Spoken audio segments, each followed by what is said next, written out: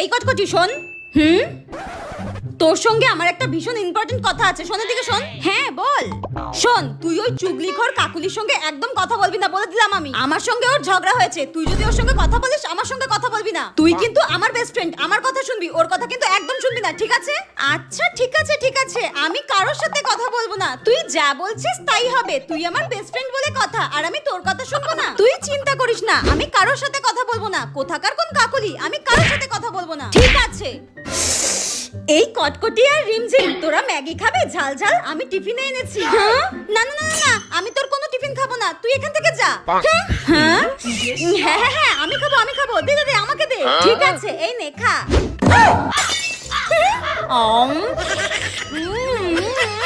Sorry রে তোর সঙ্গে ঝগড়া করার জন্য, আর এত সুন্দর ম্যাগি খাওয়ার জন্য থ্যাংক ইউ।